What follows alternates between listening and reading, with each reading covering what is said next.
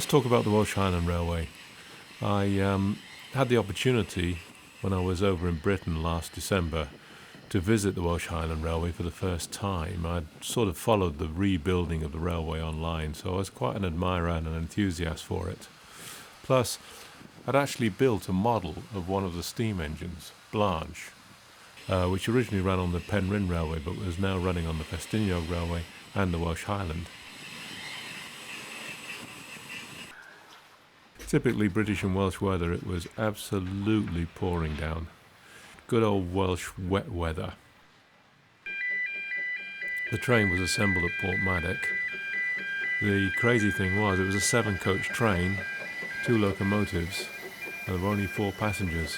There was myself, my wife Diana, and another couple.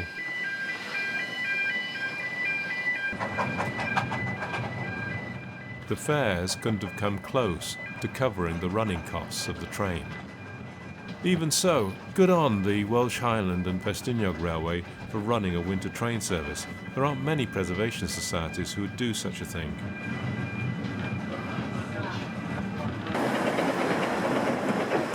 The journey itself proved to be quite dramatic, with the Snowdonian National Park only revealing itself through the mists as we climbed higher and higher up the mountain. But that didn't actually take anything away from the journey itself. The warmth and coziness of the carriages was enough.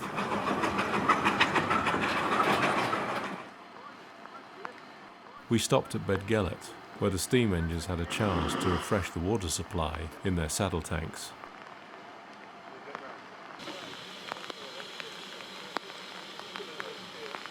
You can just see how wet and sodden the poor old train crew were. We had it a little bit better back in the coaches because the staff were providing hot tea, toast, alcohol, hot toddies, all kinds of wonderful stuff to drink. While the crew in the semi-open cab were absolutely saturated and having to climb on top of the saddle tank to fill them up with water.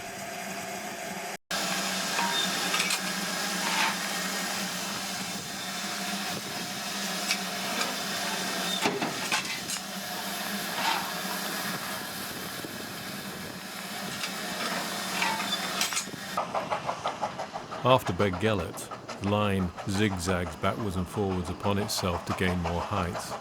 It's probably some of the steepest gradients there are on this railway.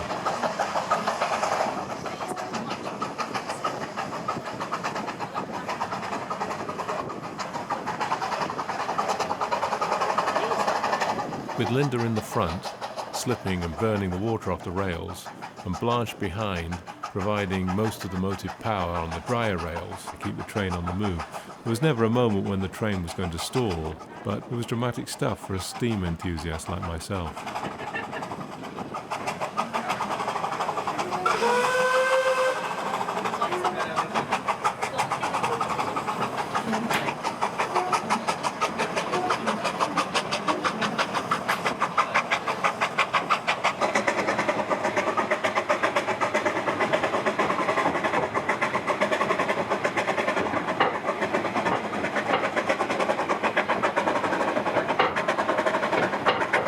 I have to say that even under these conditions, with the low cloud and the rain, this run on the Welsh Highland Railway is still worth taking.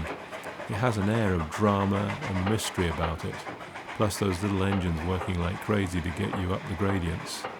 Highly recommend it.